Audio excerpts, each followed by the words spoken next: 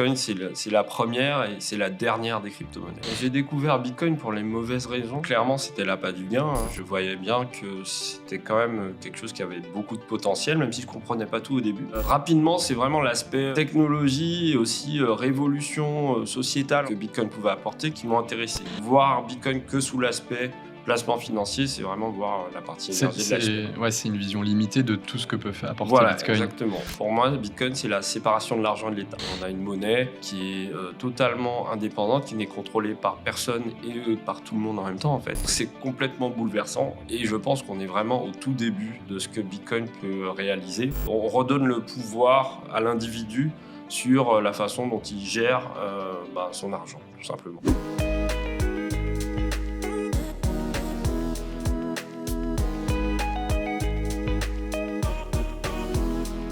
Bonjour à tous et bienvenue dans ce 3e épisode de Comprendre Bitcoin. Je suis Alexandre Roubaud, cofondateur et CEO de Bitstack, la première application en France qui permet d'épargner et investir dans le Bitcoin sans aucun effort. Aujourd'hui, on va plonger dans une discussion fascinante sur Bitcoin, ses fondamentaux, ses innovations technologiques et l'avenir du Bitcoin comme réserve de valeur, moyen de paiement et monnaie plus globalement. Avec une question que beaucoup de gens se posent, est-ce que le Bitcoin sera la monnaie du futur ? Pour enrichir notre conversation sur ce sujet, nous avons l'honneur d'avoir avec nous Gilles Cadignan, un véritable pionnier dans l'espace du Bitcoin. Gilles est le cofondateur de Wallet, une entreprise innovante qui se focalise sur la minimisation de la confiance numérique en utilisant la technologie d'horodatage de Bitcoin. Gilles a une implication profonde dans la communauté Bitcoin depuis 2013.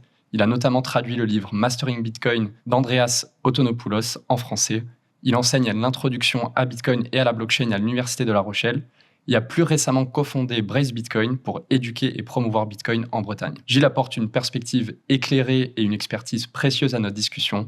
Gilles, merci beaucoup de nous rejoindre aujourd'hui. C'est un vrai plaisir de t'avoir avec nous ici.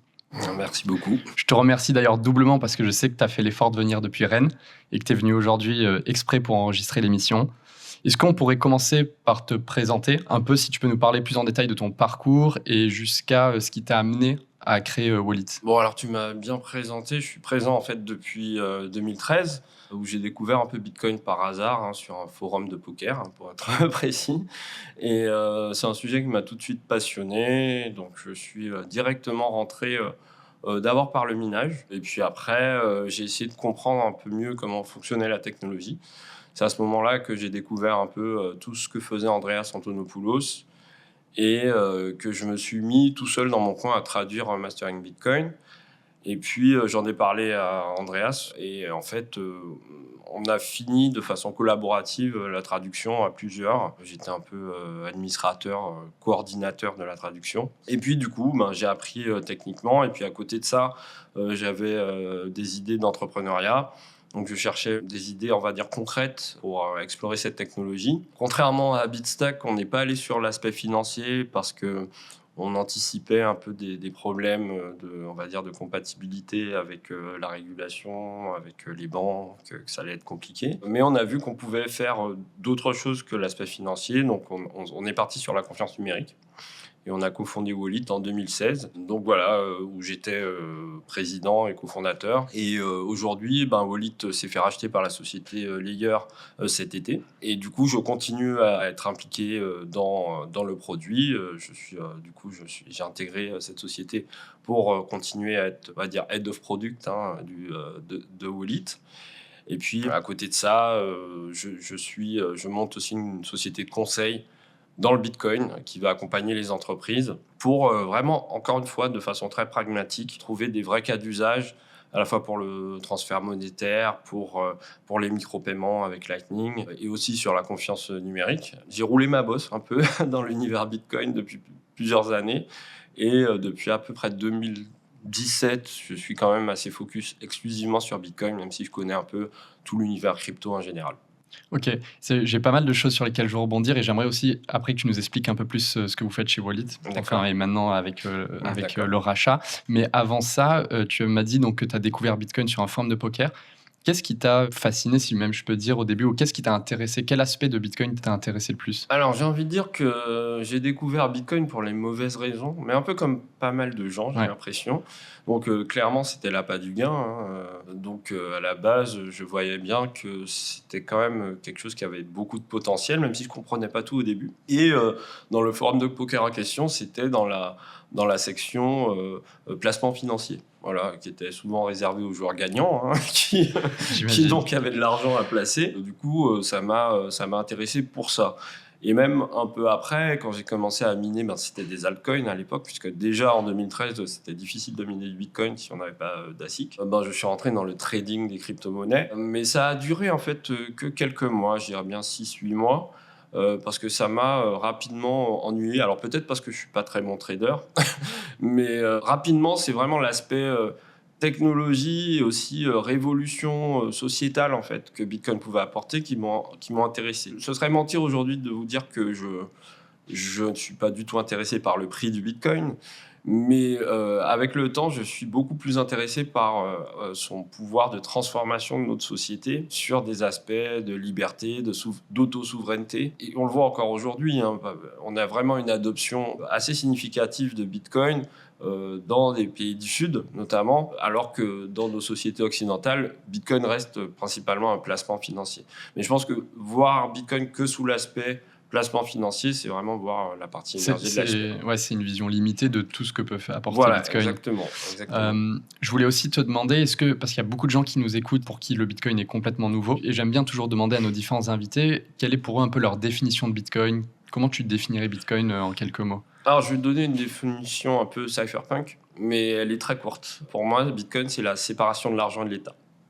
Donc, en gros, on a une monnaie qui est totalement indépendante, qui n'est contrôlée par personne et par tout le monde en même temps, en fait. C'est un commun. Pour moi, Bitcoin, c'est vraiment l'Internet de la valeur. L'Internet de l'argent. Donc, c'est complètement bouleversant et je pense qu'on est vraiment au tout début de ce que Bitcoin peut réaliser. Donc oui, pour moi, la vraie définition de Bitcoin, sans rentrer dans les détails techniques ou quoi, c'est vraiment la séparation de l'argent et de l'État. On redonne le pouvoir à l'individu sur la façon dont il gère son argent, tout simplement. Alors, je voulais revenir un peu sur Wallet parce que c'est super intéressant Ouais. ce que vous faites. Et du coup, ça touche un peu plus à l'aspect technique et technologique Ouais. qui est aussi, comme on disait, il n'y a pas que l'aspect financier à Bitcoin. Ouais. Est-ce que tu pourrais nous expliquer, pareil, en démarrant très simplement, quelle est votre proposition de valeur? Qu'est-ce que vous faites? Sur quoi vous bossez? L'idée, c'était de partir du constat que Bitcoin est avant tout un protocole informatique qui a certaines propriétés intéressantes, notamment sur la décentralisation et sur l'aspect qu'on enlève le tiers de confiance. En plus de ça, Bitcoin, pour fonctionner, possède un registre qui a on va dire, dont la plus grande qualité, c'est l'immuabilité. Le fait qu'on ne puisse pas revenir sur les transactions après coup, que les blocs de la blockchain, de la time chain, hein, nous on dit la time chain, maintenant on dit plus la blockchain, la time chain de Bitcoin sont horodatées et donc on a une certitude avec une précision d'environ 1 heure, encore une fois on ne va pas rentrer dans les détails techniques, que tel bloc est arrivé à telle heure. Donc l'idée, c'était d'utiliser cette propriété d'immuabilité et le fait que tout le monde puisse la vérifier, la constater, pour faire de la confiance numérique, c'est-à-dire mettre dans cette blockchain des preuves de signature électronique, des preuves de ce qu'on appelle l'horodatage, c'est-à-dire prouver que telle donnée n'a pas bougé depuis telle date. Des choses qu'on faisait déjà avant Bitcoin, mais de façon totalement centralisée, c'est-à-dire qu'avant, c'était un tiers qui mettait cette responsabilité, un peu comme un notaire ou un tiers de confiance numérique, qui va dire oui, moi j'ai constaté que cette donnée était dans tel état à telle date. Il va signer et c'est ça, on va dire sa réputation qui va, le fait qu'il soit certifié ou qu'il ait un diplôme, qui va donner, on va dire, de la confiance sur cette information. Avec Bitcoin, l'idée, c'était vraiment de l'utiliser comme un notaire géant et gratuit d'une certaine façon, qui appartient à tout le monde, pour justement émettre ses preuves et pour qu'on puisse les vérifier, même très longtemps après, de façon décentralisée. Et donc, c'est ce qu'on a fait. Alors, évidemment, il y avait quelques challenges techniques. On ne pouvait pas forcément faire une transaction pour chaque document qu'on envoyait dans la blockchain. Donc, on a réalisé une technologie qui, avec très peu de transactions, pour être précis, 4 par jour, est capable de certifier, horodater des millions de preuves par jour. Donc voilà ce qu'on fait chez Wallet. Donc on a commencé par l'horodatage, on fait de la signature électronique, on fait de la certification, et il y a des cas d'usage en fait pour tous les métiers où on a besoin de preuves. Donc c'est beaucoup du juridique, beaucoup de la conformité, de la compliance. En fait, à chaque fois qu'on a besoin de montrer patte blanche en fait, sur des déclarations, sur du déclaratif, ça devient intéressant d'utiliser notre technologie. Voilà. Je rebondis sur quelque chose et on en parlera plus en détail après, mais c'est une question que beaucoup de gens, j'imagine déjà les gens posent la question, pourquoi avoir choisi Bitcoin, sachant que maintenant il y a plein de blockchains, il y a plein de choses qu'on peut faire. Je suis très curieux que tu nous expliques un peu parce que je pense que c'est hyper intéressant. Pourquoi du coup le faire sur Bitcoin ? Outre le fait que moi je suis Bitcoin maximaliste depuis 2017, j'avais fondé Wallet, je n'étais pas maximaliste. Ok, intéressant. Ça, c'est intéressant à comprendre. Notre travail avec Wallet, c'était vraiment d'offrir à nos clients la preuve la plus résiliente possible et celle qui puisse être utilisable le plus longtemps possible. Donc, il fallait, si on choisissait un registre à consensus autonome distribué comme Bitcoin, qu'on choisisse le protocole qui avait le plus de chances de durer dans le temps, qui était le plus résistant aux attaques, qui était le plus sécurisé. Donc, à partir du moment où on a dit ça, il n'y a pas 10 000 choix. En fait, il n'y en a qu'un. Je donne un exemple. Si on avait, par exemple, choisi une autre blockchain, je vais citer la deuxième comme Ethereum, qui a changé de consensus, qui a changé d'algorithme plusieurs fois, enfin de règles en fait, du protocole plusieurs fois depuis qu'on a commencé en 2016, les preuves qu'on a fait en 2016 ne seraient plus vérifiables de la même façon aujourd'hui. Alors qu'avec Bitcoin, avec le fait qu'on ait cette rétrocompatibilité, le fait que même les anciens nœuds fonctionnent toujours aujourd'hui, on est toujours capable de vérifier des preuves de 2016. Et par rapport aux services rendus aux clients, typiquement, on travaille par exemple avec l'immobilier. Et dans l'immobilier, il y a quelque chose qu'on appelle la garantie décennale. La garantie décennale, quand on construit un bâtiment, c'est que voilà, au bout de 10 ans, on a le droit de contester. Et souvent, les procès, ils arrivent à 9 ans et demi. Donc, il fallait vraiment un registre de preuves qui soit le plus résilient possible.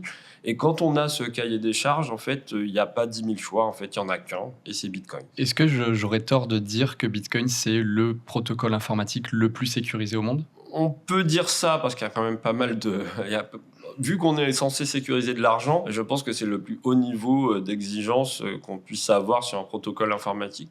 Donc oui, il est sécurisé et puis il est surtout résilient en fait. C'est vraiment ça, il résiste aux attaques. Bitcoin est censé s'attaquer, pas grand monde arrive à le mettre à défaut. Tout à l'heure, tu nous as donné une définition que tu as nommée de cypherpunk. Du coup, ça me fait penser à revenir un peu à la jeunesse de Bitcoin. Est-ce que tu peux nous donner juste ton avis pour toi ? Pourquoi Bitcoin a été créé ? Un peu quelle est sa genèse si on reprend vraiment les débuts de Bitcoin. Alors c'est intéressant, la plupart des gens font l'association qui pour moi est un peu erronée avec la crise financière de 2008. Comme le papier de Satoshi Nakamoto qui a présenté Bitcoin pour la première fois est apparu en 2008, c'était facile de faire l'association entre les deux.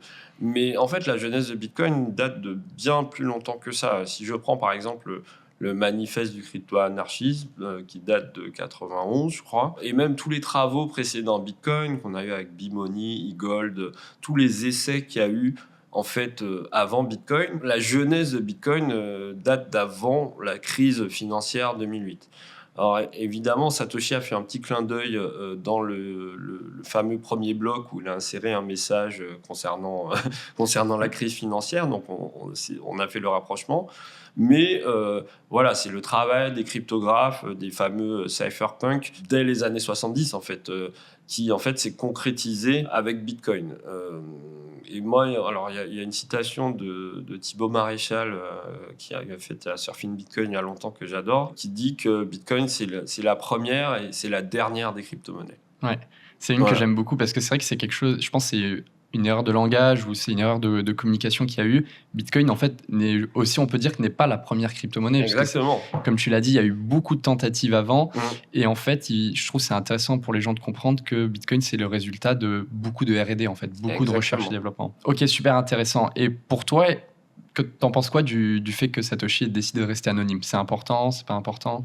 Alors, aujourd'hui, on voit que c'est clairement un avantage pour Bitcoin d'avoir un créateur qui non seulement qui est anonyme, mais qui a disparu, en fait, qui ne communique plus, on ne sait pas, il est peut-être mort, en fait, on n'en sait rien. C'est bien, clairement, pour pour montrer qu'il n'y a pas de chef en fait dans Bitcoin, il n'y a pas de décideur, contrairement à d'autres protocoles où on voit clairement que c'est des leaders de pensée. Et même si ce serait intéressant de savoir qui c'est, aujourd'hui c'est plus très important. Parce que si on prend juste, par exemple, le code qui est utilisé aujourd'hui pour faire tourner Bitcoin, la contribution de Satoshi, elle est réduite à peau de chagrin aujourd'hui. Donc, Bitcoin vit très bien sans Satoshi. Donc, clairement, l'anonymat du fondateur, pour moi, c'est un avantage par rapport à justement cette décentralisation et le fait qu'il n'y ait pas de chef identifié. En fait, on n'en a pas forcément besoin aussi parce que Bitcoin est open source et que tout le monde peut. Il y a des milliers de personnes, des dizaines de milliers de personnes qui peuvent auditer le code et même contribuer à Bitcoin aujourd'hui. On a plusieurs centaines de contributeurs aujourd'hui sur Bitcoin. Je sais qu'il y a une fausse idée un peu reçue sur Bitcoin, et je serais curieux que tu nous expliques un peu, c'est que aussi si Satoshi réapparaissait, disons, qu'il puisse changer quelque chose, mais en fait même Satoshi aujourd'hui n'a aucun moyen d'influencer, alors sauf sur la partie où peut-être il détient des bitcoins, mais en soi sur la partie code et développement, il ne peut pas influencer sur Bitcoin, c'est ça ? Non, alors après, j'imagine que s'il revenait et qu'on avait des moyens de prouver que c'est bien lui, j'imagine que sa parole serait entendue. Ouais. Mais aujourd'hui, quand on voit les débats aujourd'hui, voilà, on ne va pas rentrer dans les détails techniques, mais sur les propositions de changement de protocole, on voit très bien que c'est de plus en plus dur de changer le protocole Bitcoin. Et pour moi, c'est bien parce qu'il y a une notion qui s'appelle l'ossification du protocole, qui fait que c'est ça qui fait qu'un protocole va adopter. Si on compare à Internet, le protocole de base, le protocole IP ou TCP/IP même, n'a pas changé en 35 ans, 40 ans. C'est ce qui fait qu'on a eu plein d'innovations et qu'on peut avoir tout ce qu'on a aujourd'hui.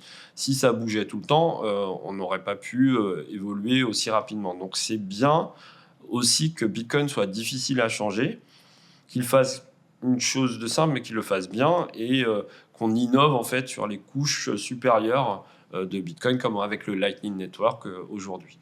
Oui, c'est ça, il faut un peu, c'est l'analogie un peu simpliste, mais je trouve qui est vraie, c'est on ne peut pas construire sur des bases qui ne sont pas solides, tout simplement. Exactement, on ne construit pas sur des sables mouvants. Oui, exactement.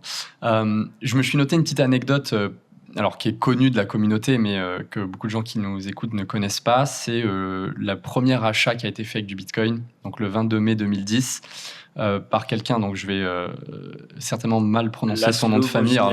Oui, voilà, c'est ça. Qui dépense 10 000 Bitcoins pour deux pizzas.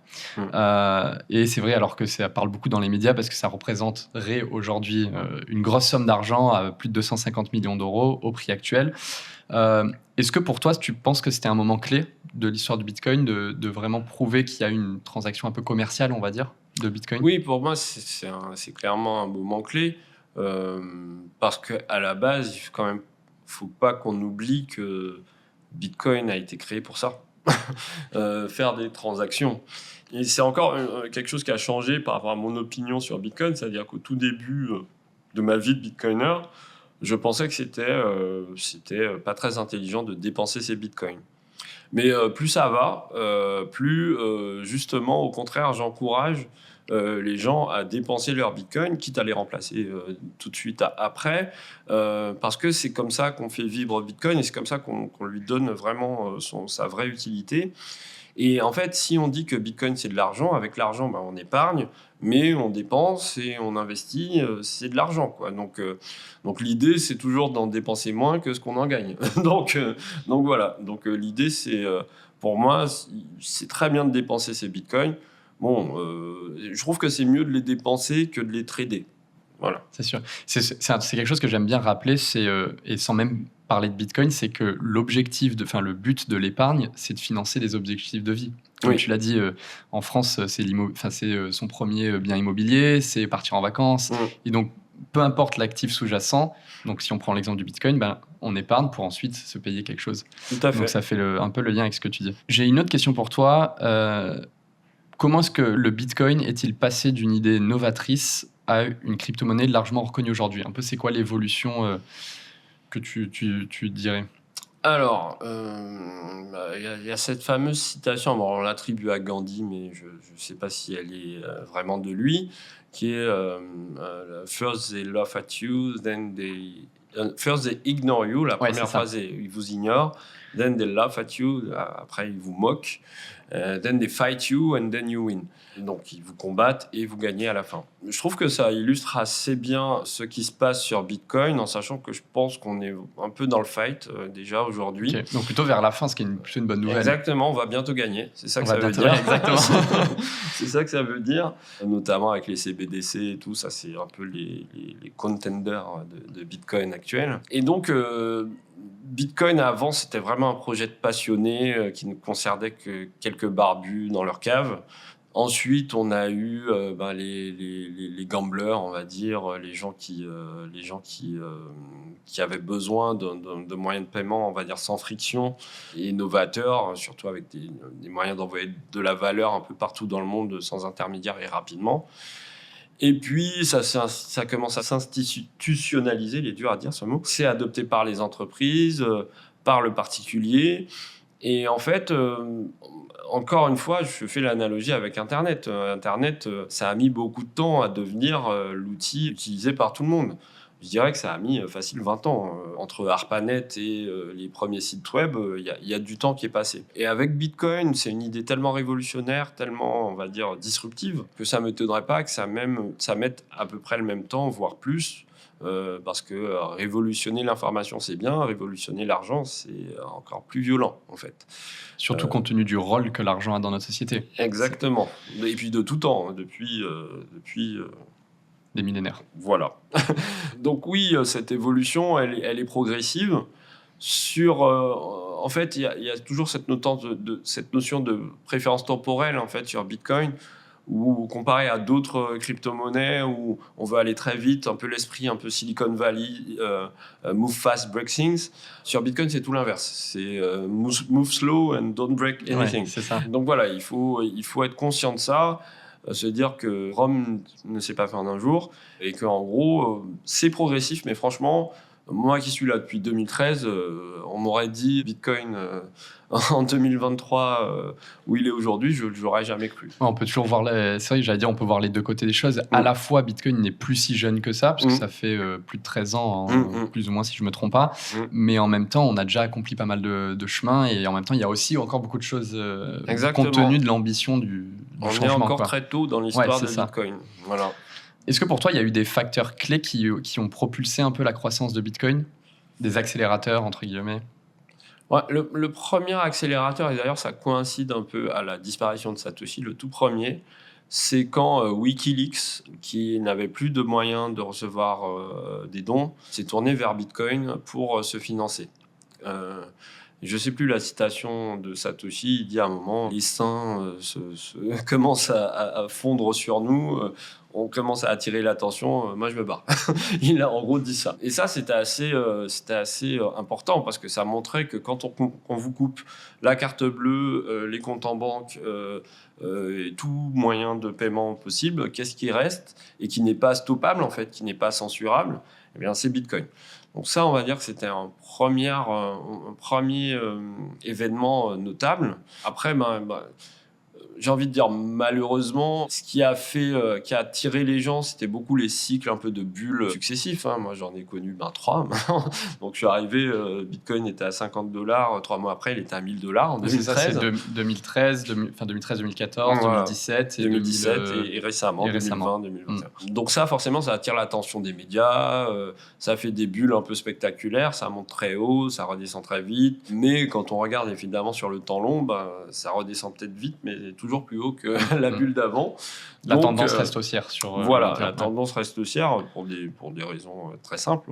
Mais en fait, ça, effectivement, à chaque fois qu'on a eu des bulles, en fait, ça a attiré l'attention et ça a ramené beaucoup plus d'utilisateurs.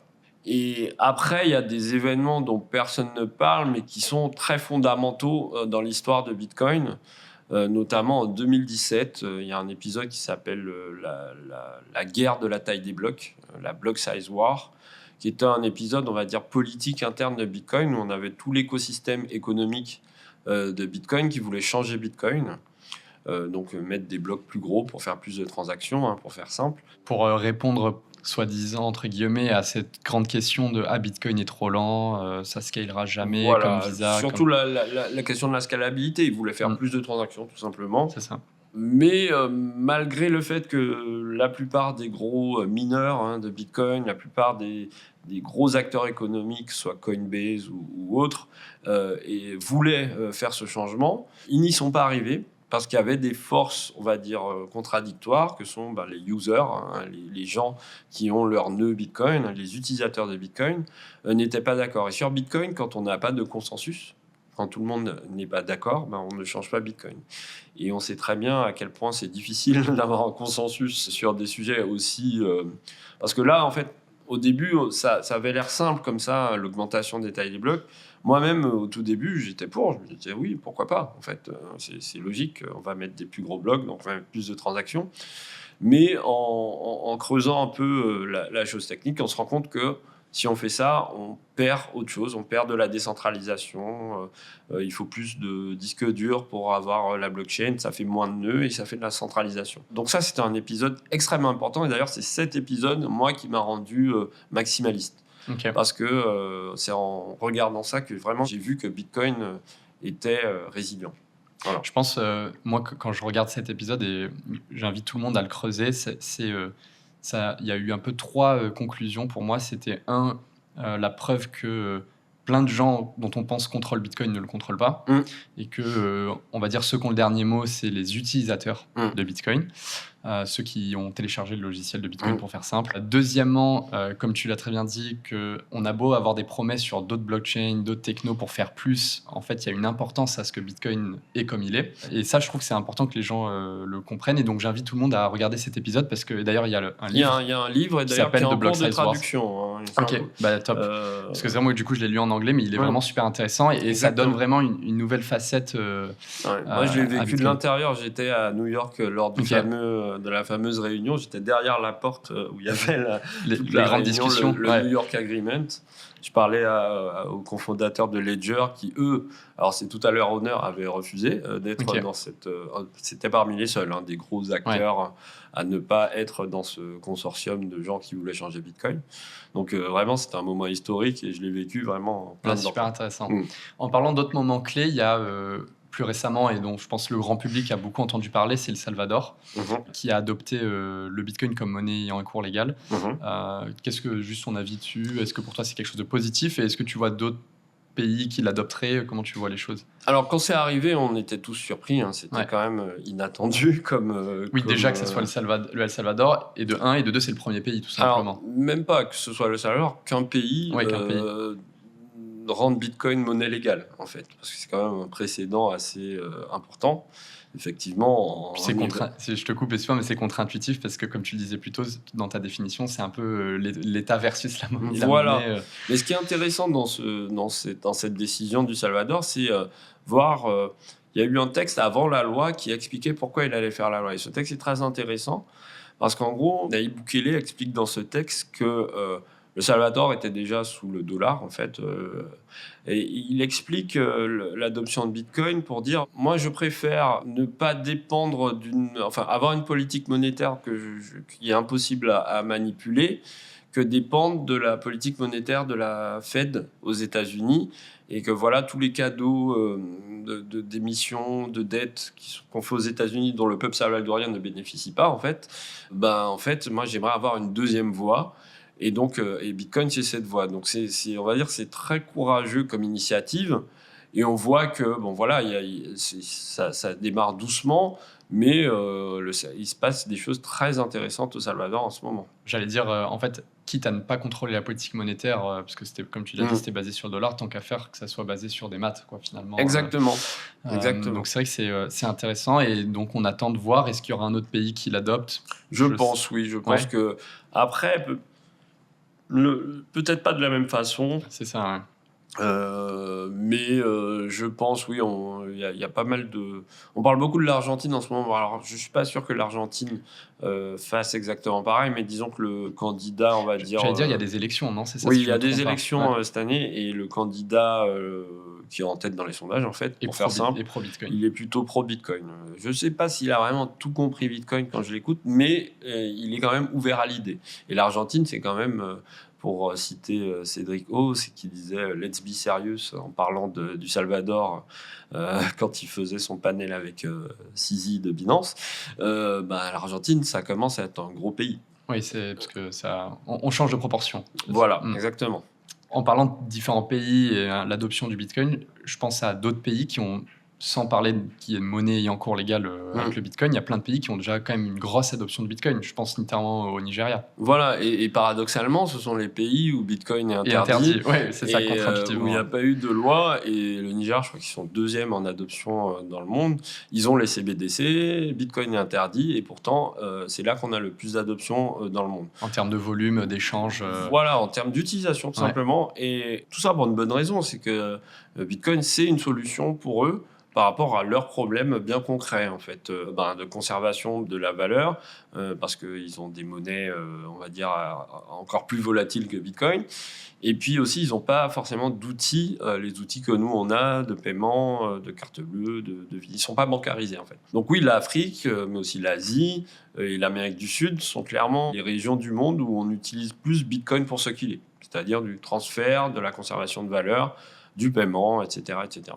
J'allais dire, donc on parle de beaucoup de gens, des États qui commencent à se pencher sur Bitcoin. Je fais le pont avec aussi quelque chose que tu disais plus tôt, c'est la partie résilience de Bitcoin. Est-ce que tu pourrais nous expliquer un peu pour toi qu'est-ce qui garantit justement la sécurité de Bitcoin? Qu'est-ce qui ferait que demain, d'un côté c'est positif, plein de gens se penchent sur Bitcoin, dont des États et dont la force de frappe d'un État potentiellement. Qu'est-ce qui empêcherait qu'un acteur malveillant, si je peux dire, attaque Bitcoin? Bitcoin, justement, a des mécanismes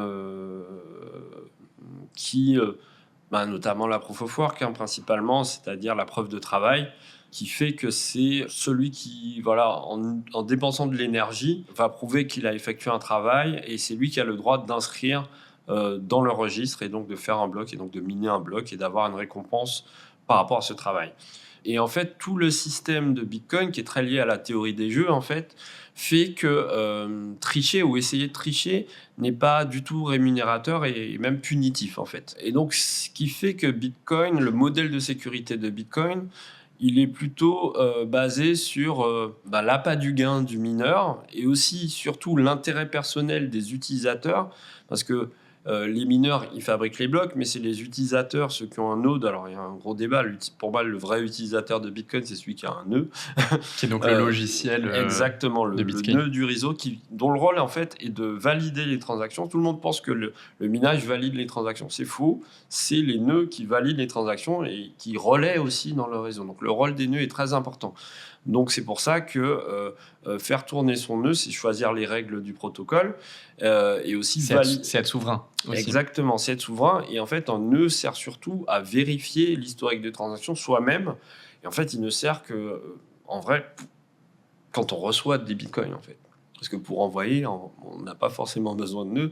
Alors, c'est un peu contre-intuitif, mais c'est vraiment pour ne pas se faire avoir et vérifier que la transaction qu'on nous envoie est bien valide, elle n'est pas dépensée ailleurs, etc., etc. Et c'est vrai que les gens pensent souvent que c'est en faisant la self-custody, donc en achetant une clé, en détenant, en possédant sa clé, qu'on est souverain, mais en fait, et qu'on n'a pas de tiers de confiance. Mais en fait, c'est réellement en roulant un nœud, donc en téléchargeant le logiciel, qu'on est souverain et qu'il n'y a plus de tiers de confiance. Exactement. Et ça, je pense que c'est pas souvent très bien compris. On pense souvent que pour enlever ce tiers de confiance, c'est juste je vais acheter une clé Ledger et il n'y a plus de tiers de confiance. Non, il y a encore un tiers de confiance, c'est ça. Exactement. Et d'ailleurs, je salue tout le boulot d'éducation que vous faites et je pense qu'il y a un énorme travail d'éducation à faire pour que les gens comprennent Bitcoin, parce que certains pensent qu'ils ont acheté des Bitcoins sur Binance et qu'ils ont des Bitcoins. Il y a un proverbe bien connu qui est « Not your keys, not your coin ». Ouais.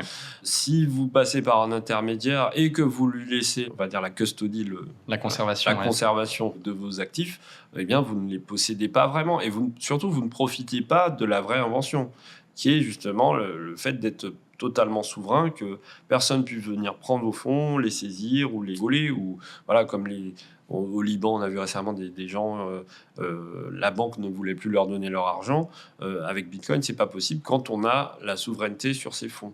Donc c'est vraiment un point très important et il y a quand même pas mal de concepts de base à bien comprendre pour faire ça correctement.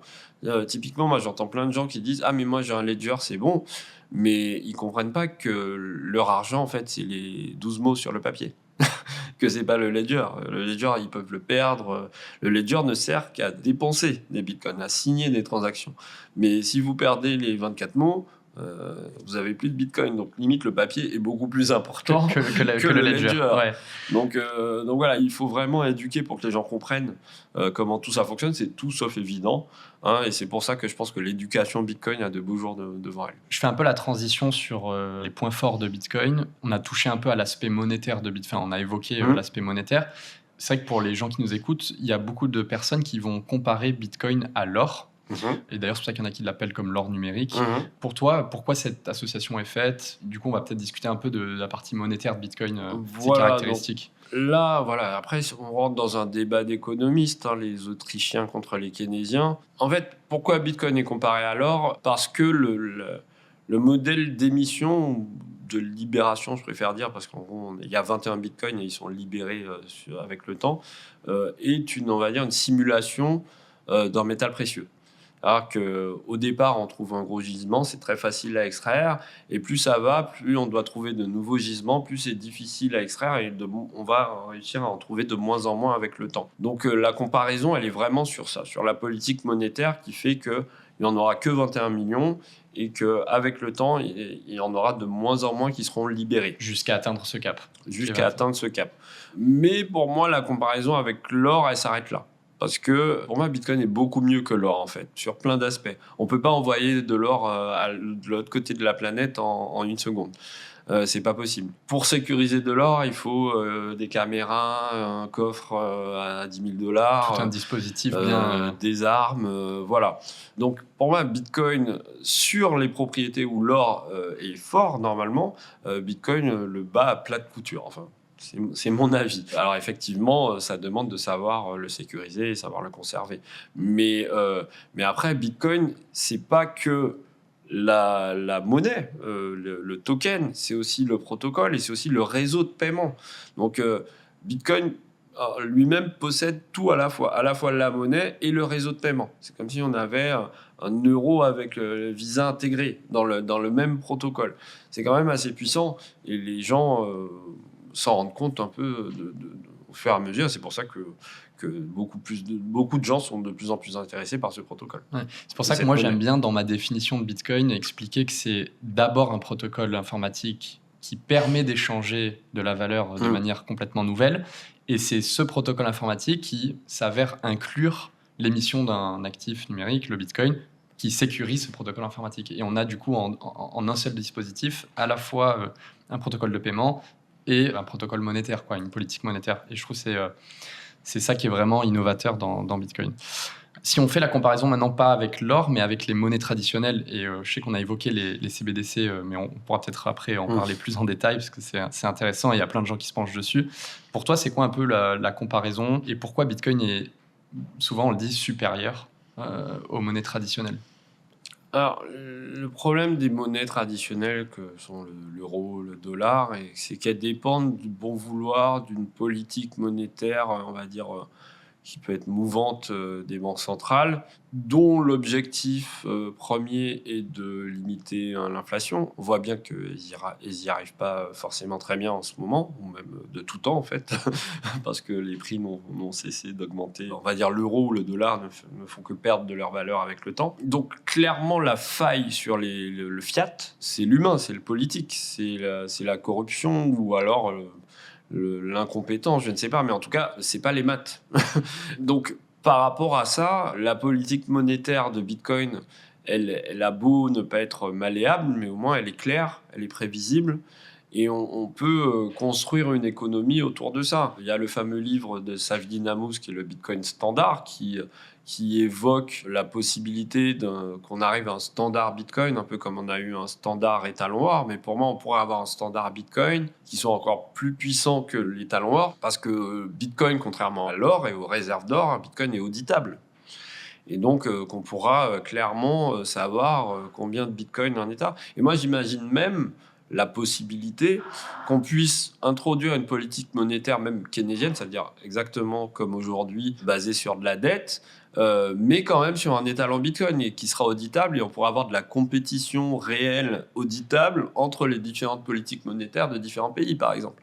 Ça, je l'imagine très bien, parce que je vois personnellement de mon vivant, alors peut-être ça va arriver, Bitcoin devenir le standard monétaire total, c'est-à-dire que la disparition des monnaies fiat.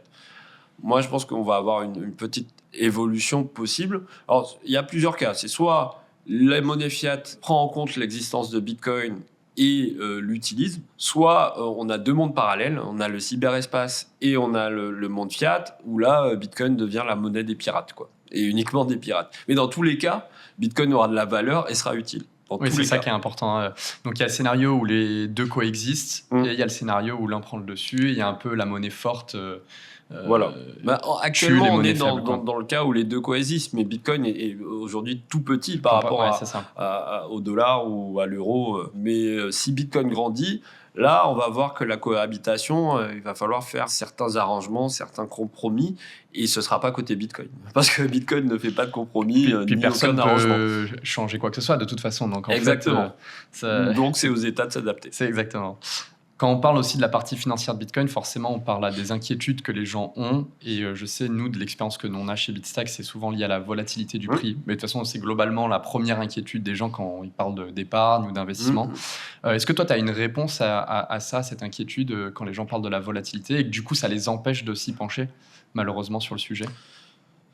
En fait, la volatilité, ça ne dérange personne quand ça monte.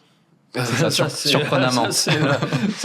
Personne ne se plaint de la volatilité quand on prend 100% dans la journée. Le problème, c'est quand ça descend, en fait. Mais ce qui est bien, c'est... Enfin, la volatilité, on peut l'expliquer facilement. C'est un problème de liquidité, un problème que le marché, justement, de Bitcoin est encore petit, même s'il pèse, je sais pas, 600 ou 700 milliards aujourd'hui. Mais en fait, c'est surtout, on va dire, une conséquence de la jeunesse de Bitcoin sur les marchés. Mais aujourd'hui, on a déjà des solutions techniques qui permettent de justement atténuer cette volatilité. Alors bon, déjà si on est un investisseur et qu'on fait comme avec Bitstack du DCA, on va lisser son prix d'achat, on attend quelques années, on est forcément gagnant si on compte en fiat, parce qu'encore une fois, pour moi, l'échelle fiat, elle est un peu cassée, mais si on compte en fiat, on est gagnant. Mais il y a d'autres choses qui sont arrivées récemment qui sont vraiment très intéressantes, comme ce qu'on appelle par exemple les stable sats, qui fait que on a des satoshis dans un wallet et on peut prendre une partie de ces satoshis et dire moi je veux qu'elles gardent leur valeur stable en euros ou en dollars.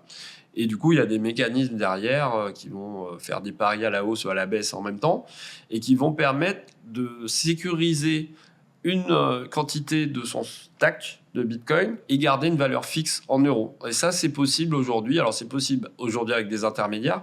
Et là, ce sera possible demain sans intermédiaire, avec des technologies très avancées dont on discute aujourd'hui sur Bitcoin. Et ça veut dire qu'en Afrique ou dans les pays où on n'est pas bancarisé, on peut avoir un wallet où l'unité de valeur, ce sera le dollar, parce que les gens, ils comptent en dollars, et où on n'aura plus de volatilité, mais derrière, ce sera que du Bitcoin. Et on profitera de l'échange de Bitcoin instantané, du réseau de paiement de Bitcoin, et on ne va pas profiter des hausses ou des baisses spectaculaires de Bitcoin, mais on pourra utiliser Bitcoin pour ce qu'il fait, c'est-à-dire transférer de la valeur de pair à pair. Sans intermédiaire de confiance, ouais. Et sans intermédiaire. Et je me permets de faire un tout petit rappel pour les gens, ceux qui nous écoutent, qui ne savent pas, les Satoshi, qui sont l'unité de mesure la plus petite du Bitcoin, un peu, moi j'aime bien dire comme les centimes pour les euros. Exactement. Et donc un Bitcoin égale 100 millions de Satoshi. Voilà, dans un Bitcoin, il y a 100 millions de Satoshi. C'est ça. Et du coup, on peut acheter, je dis ça parce que les gens nous posent la question, on peut acheter 1 euro de Bitcoin. C'est vrai qu'on dit 20 000 euros, on peut même acheter 2 centimes de Bitcoin, voilà, même 0,2 centimes de Bitcoin, c'est possible. Une autre question pour toi, c'est est-ce que tu vois d'autres poncifs, d'autres fausses idées? Je pense notamment à l'aspect environnemental que j'aime bien adresser, parce que c'est vrai que en ce moment, je pense que c'est peut-être celui dont on parle le plus et que les gens aiment bien utiliser pour attaquer Bitcoin. Pareil, c'est quoi ton avis un peu sur le sujet? Alors moi, en étant vraiment à fond dans le sujet, j'ai quand même noté, alors peut-être en avance de phase, un espèce de shift un peu dans ce discours Bitcoin détruit la planète. On avait beaucoup l'année dernière et l'année d'avant, mais on commence à avoir un petit changement aujourd'hui, tout simplement parce qu'on commence à se rendre compte que c'est faux. Donc c'est vraiment... Et même qu'à l'inverse, que c'est plutôt positif. Exactement. Donc on a des rapports, notamment un rapport de KPMG aux États-Unis, qui explique qu'en fait Bitcoin peut être une incitation aux énergies renouvelables. Le protocole Bitcoin a besoin d'énergie. Ça, on ne peut pas nier. Il est énergivore. Il est énergivore. Le problème, c'est que aujourd'hui, justement par rapport à cette théorie des jeux et cette compétition entre les mineurs et la puissance de calcul qui ne cesse d'exploser, les mineurs n'ont pas d'autre choix que de trouver l'énergie la moins chère possible. Or, l'énergie la moins chère possible, c'est une énergie qui n'est pas dépensée. Et il y a plein de pertes d'énergie pas dépensées partout sur la planète. Je crois qu'il y a des chiffres délirants, hein, genre 70% de l'énergie produite n'est pas consommée. Et donc, c'est là que les mineurs vont. Et du coup, Bitcoin, comme les mineurs ont la possibilité d'être mobiles, ils peuvent vraiment aller chercher partout l'énergie en surplus. Et donc au final, ils permettent aussi de financer des nouvelles installations, notamment sur les renouvelables, le solaire, l'hydro, beaucoup l'hydro. Et en fait aussi, autre chose très importante qu'on voit notamment au Texas, ils permettent d'équilibrer la grille de la grid, en fait, l'offre et la demande. Parce que souvent, dans des villes, la nuit, personne ne consomme d'électricité, le jour, on commence à... Et en fait, l'offre et la demande, en fait, il y a toujours un déséquilibre en fonction de la saison, de l'heure de la journée. Et d'avoir une industrie comme ça qui peut en fait combler tous les trous, s'arrêter sur demande aussi, parce qu'il n'y a pas beaucoup d'industries qui peuvent couper à la demande, on voit que c'est un super outil pour équilibrer la grid, et ça, les gens s'en rendent compte en fait. Ouais, parce que stocker et transporter de l'énergie, c'est extrêmement coûteux. Et donc Bitcoin répond enfin, le dispositif de minage de Bitcoin répond à cette problématique. Exactement. Autre poncif qui me fait faire le pont un peu sur des innovations technologiques de Bitcoin, on a parlé tout à l'heure de Bitcoin ne peut pas scaler, donc Bitcoin ne pourra jamais être un moyen de paiement. Il y a des travaux qui sont faits sur Bitcoin, dont le Lightning Network. Est-ce que tu peux nous expliquer, encore une fois, s'il te plaît, simplement, parce que c'est très technique et c'est d'ailleurs ce qui fait que c'est super intéressant, mais qu'est-ce que le Lightning Network et comment ça répond à cette problématique-là de nombre de transactions sur Bitcoin? Alors, le Lightning Network, c'est un nouveau protocole qui est construit au-dessus du protocole Bitcoin. Donc, c'est un protocole dit de Layer 2, deuxième, qui va répondre à une problématique qui est la problématique de la scalabilité.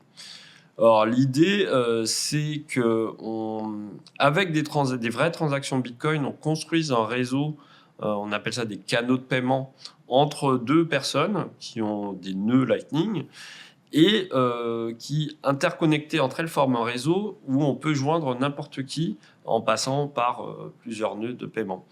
Et donc l'idée, c'est que d'autres transactions qui, elles, ne sont pas dans la blockchain, vivent à travers ce réseau. Et c'est aussi des transactions Bitcoin, mais qui ne vivent que sur ce sur-réseau et qui ont plusieurs avantages. Le premier avantage, évidemment, c'est la scalabilité. On peut aller vraiment jusqu'à des dizaines de milliers, voire des centaines de milliers de transactions par seconde, donc potentiellement plus que Visa. Mais elles ont aussi l'avantage d'être instantanées. Et l'instantanéité, c'est pas l'instantanéité d'une carte bleue en NFC quand on va au bar tabac, par exemple. C'est une instantanéité de settlement, c'est-à-dire que la finalité du paiement est instantanée. Donc ça, c'est vraiment une révolution parce qu'on peut vraiment transférer la valeur de façon finale. Parce que vous savez, quand on fait un paiement par carte bleue, la vraie finalisation du paiement, ça peut prendre plusieurs jours. C'est hyper complexe tout ce qui se passe derrière. Exactement. Ouais. Il y a une réconciliation qui doit avoir lieu et qui n'est pas du tout instantanée. Plusieurs parties impliquées, voilà. etc. Voilà, c'est-à-dire que le paiement peut être annulé une semaine après, on ne comprend pas trop pourquoi. Là, sur Lightning, on a vraiment une finalité du transfert de valeur de façon instantanée. Et à chaque fois que je rencontre des nouvelles personnes qui découvrent Bitcoin, je leur fais installer un petit wallet Lightning. Il y a ce wow effect. C'est impressionnant. Où ils se rendent mais j'ai déjà reçu. Voilà. C'est ça. En fait, les comptes sont réellement à jour au moment où le paiement est effectué. Exactement. Et c'est ça qui est hyper innovant sur Lightning et d'ailleurs qui fait que c'est un protocole de paiement qui est bien moins coûteux pour le particulier qui fait le paiement, mais aussi en fait pour en tant que système financier. Exactement. Globalement. Un peu pour parler des prospections futures un peu de Bitcoin. Alors peut-être première chose, on parle beaucoup des ETF spot de Bitcoin avec notamment BlackRock et et plein d'autres qui ont suivi. Globalement, une adoption institutionnelle de Bitcoin. Est-ce que toi, tu vois ça comme quelque chose de positif ou négatif? C'est quoi ton avis Je vais sur le vous sujet? surprendre, je vais te surprendre. Je pense que c'est plutôt négatif, en fait. Ok, Alors, ce sera positif sûrement pour le prix, parce que l'offre est limitée, la c'est demande... difficile de ne pas imaginer que le prix augmente, parce que j'imagine que BlackRock, s'ils arrivent, c'est pas avec 2 millions, quoi. Je crois que j'ai vu un tweet l'autre jour qui estimait qu'il y aurait un inflow, enfin un afflux d'environ 200 milliards à l'ouverture de l'ETF spot. Donc si on fait un calcul rapide, ben voilà, ça nous fait gagner 30% d'un coup. Mais après, ce sera du Bitcoin papier. Ce sera du Bitcoin papier, ce sera pas du vrai Bitcoin. Enfin, même si derrière, voilà, il y aura des intermédiaires, il y aura de nouveaux intermédiaires. Et puis ça limite Bitcoin encore à uniquement son potentiel d'investissement. Alors que, comme j'ai dit au début, on peut faire beaucoup plus de choses avec Bitcoin. Mais un des aspects positifs que je vois aussi, c'est que cette institutionnalisation va faire qu'il y aura moins de réticence pour le particulier de s'intéresser au sujet, tout simplement. Et là, je parle vraiment d'éducation.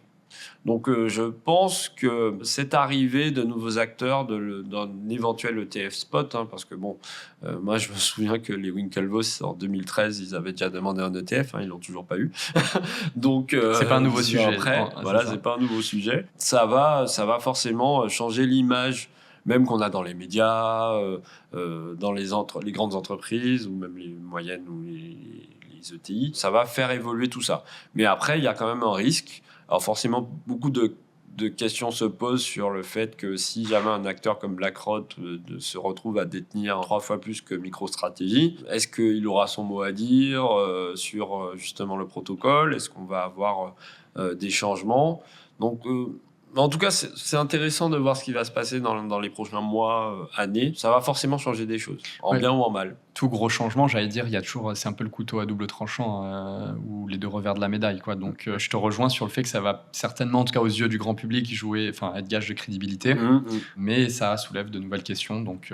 Exactement. Donc c'est à suivre. Un sujet que je suis très curieux d'avoir ton avis dessus parce que je sais qu'il est tranché si je me trompe. Un peu quand on voit l'évolution de Bitcoin, c'est rien de nouveau, il y a eu plein d'autres crypto-monnaies. Et du coup, moi, quand je pense au futur de Bitcoin, je pense aussi au fait qu'il y ait plein d'autres crypto-monnaies et il y en aura certainement des nouvelles, je pense, malheureusement ou heureusement. Pour toi, qu'est-ce qui différencie Bitcoin des autres crypto-monnaies et pourquoi Bitcoin est unique et pourquoi... Je fais un peu la conclusion parce que je te rejoins pas mal là-dessus, mais pourquoi c'est plus intéressant de se pencher sur Bitcoin? Oui, bon, alors moi, sur les réseaux sociaux, je suis assez connu comme étant un véhément Bitcoin maximaliste. Mais comme j'ai dit au début, j'ai pas toujours été comme ça. Euh, Il y a, en fait, je pense qu'il y a plusieurs types de maximalistes. Il y a plusieurs raisons pour lesquelles on pense, nous les maximalistes, hein, que Bitcoin est beaucoup plus intéressant que tout le reste et que tout le reste, c'est au mieux une distraction, au pire une énorme perte de temps. Moi, je suis plutôt du côté perte de temps, en fait, parce que j'imagine si toute cette énergie qu'on voit dans l'écosystème crypto avait été dirigée vers le projet qui compte vraiment, on serait peut-être plus loin aujourd'hui. Mais pourquoi je pense que Bitcoin est très différent de toutes les autres? C'est que toutes les autres, elles ont ce fameux problème qui est le problème que j'appelle du péché originel, qui fait que dès le début, elles valent déjà de l'argent, que tout de suite on rentre dans la spéculation. Si on reprend un peu la genèse de Bitcoin, pendant quasi 2 ans valait zéro en fait. C'était du open mining, c'est-à-dire que tout le Voilà. monde pouvait participer. Voilà, et c'était vraiment un sujet de passionné, quoi.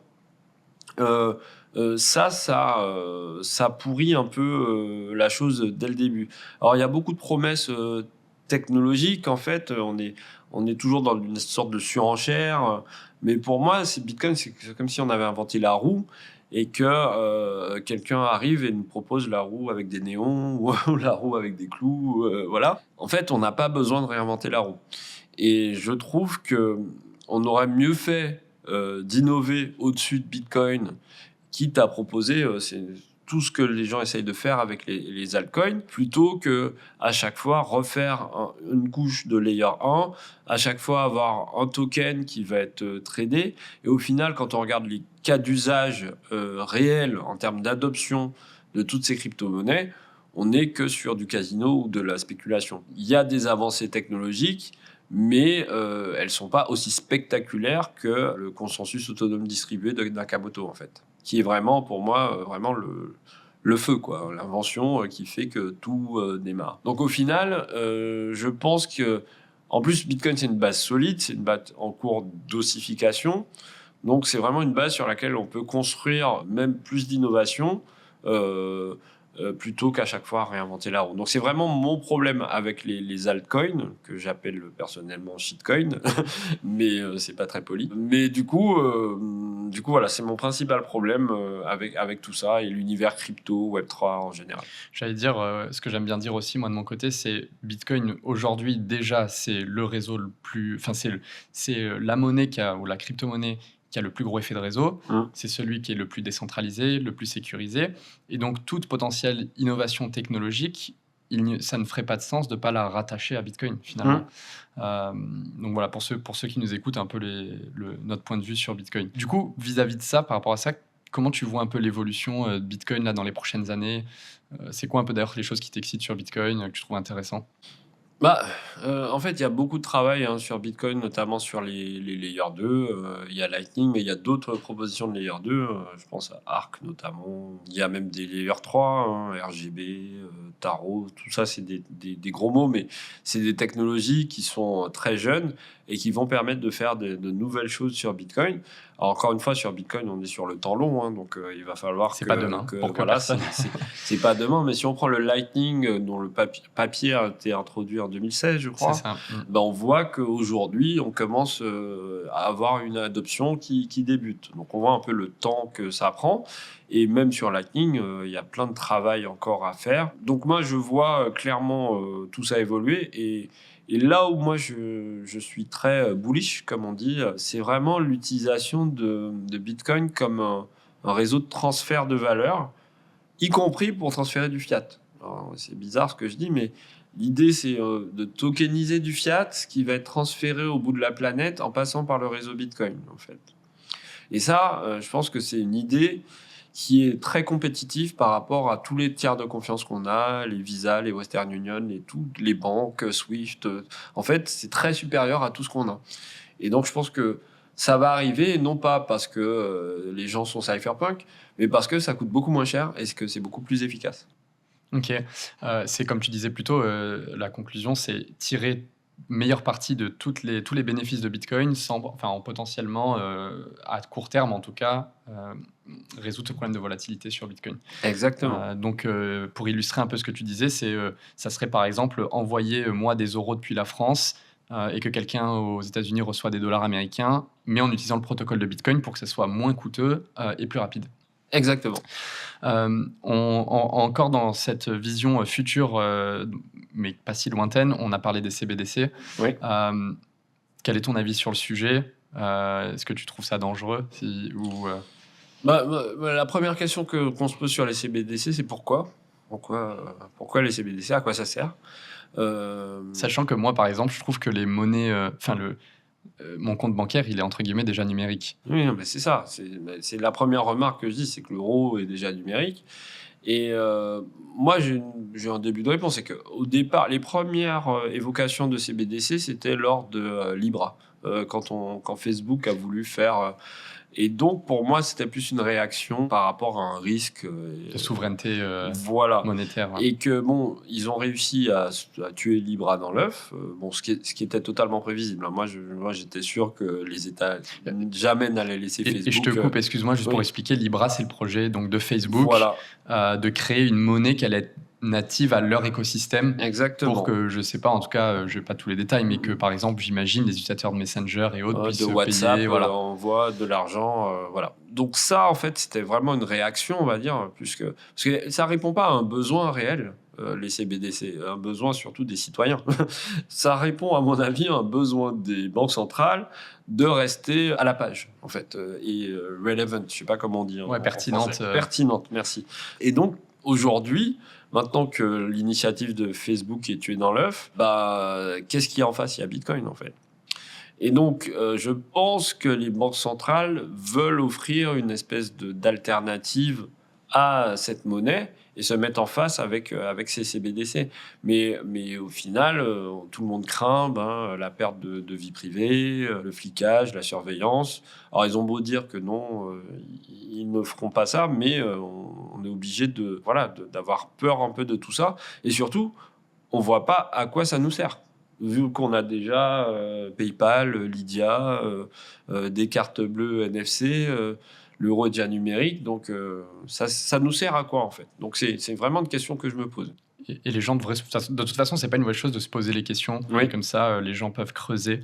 Et d'ailleurs, moi, j'aime bien partager ça. Je trouve ça assez marrant et intéressant. La personne qui dirigeait le projet Libra chez Facebook est devenue... David Marcus. Je ne Marcus. sais pas s'il est Bitcoin maximaliste, mais en tout cas, il travaille Ça y ressemble de plus en exclusivement... plus, hein. Voilà, ça y ressemble de plus en plus. Et il travaille aujourd'hui exclusivement sur Bitcoin. Donc, j'utilise un peu ça pour dire... regardez un peu vers où les gens, vers où ça tend, quoi. Donc Bitcoin, c'est peut-être là qu'il faudrait creuser. Un peu pour conclure, puisqu'on arrive vers la fin de cet enregistrement du podcast. Pour toi, est-ce que, presque une question un peu binaire, mais est-ce que Bitcoin est ou sera la monnaie du futur ? Ou tu as parlé d'étalon standard Bitcoin. D'un coup, je pense à ce que tu disais plus tôt. Alors, pour moi, Bitcoin est déjà, pour ceux qui veulent s'en saisir, la monnaie du présent, en fait. Récemment, on a vu passer des transactions qui sont faites en Afrique pour acheter un poulet avec du Lightning ou en Amérique du Sud.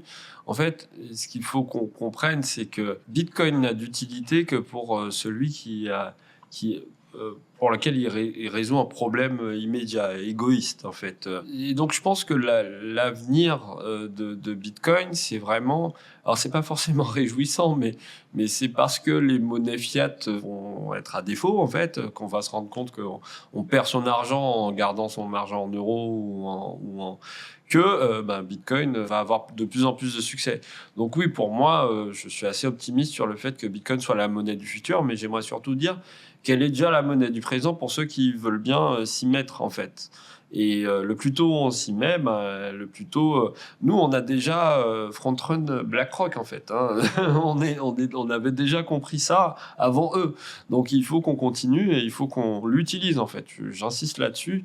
Il faut vraiment qu'on prenne le sujet en main, à la fois dans la connaissance du protocole et aussi dans son utilisation tous les jours. Moi, je dépense mes satoshis dans un bar à Rennes pour acheter des planches de charcuterie et des bières très souvent. Je vais au maître kebabier à Paris payer mon kebab en bitcoin aussi. Mais donc, en gros, il faut vraiment qu'on le prenne en main parce que c'est déjà une monnaie aujourd'hui pour celui qui veut bien l'utiliser. Bitcoin, j'allais dire, résout déjà un ou même des problèmes. Bitcoin a déjà son utilité pour des millions de personnes. D'ailleurs, les gens l'oublient parce que les gens aiment bien rester dans leur bulle. Oui. Mais Bitcoin est utilisé et résout des problèmes même très importants de survie, même parfois pour plein de gens dans plusieurs pays. Donc moi aussi, j'invite les gens à se pencher dessus, à en détenir même très peu, si c'est ce qui permet de comprendre le fonctionnement. Et sur ces belles paroles, ça va... terminer ce podcast. Je te remercie beaucoup, Gilles. Non, c'est moi qui vous remercie. C'est la fin avec grand plaisir. C'est la fin de ce 3e épisode des interviews de Comprendre Bitcoin. On espère que ça vous a plu. N'hésitez pas à mettre un petit like sur la vidéo et un commentaire pour nous dire ce que vous en avez pensé ou ce que vous voudriez voir dans les prochains épisodes. Aussi, point super important, n'oubliez pas de vous abonner pour ne pas rater les prochains épisodes. On va sortir un podcast toutes les 2 semaines. Au moins, vous serez notifiés. Mille merci à toi, Gilles, pour ton temps. Ravi d'avoir pu échanger avec toi. Bon retour à Rennes. Tu prends ton train juste après. Et nous, on se retrouve pour un nouvel épisode de Comprendre Bitcoin. D'ici là, prenez soin de vous et à bientôt.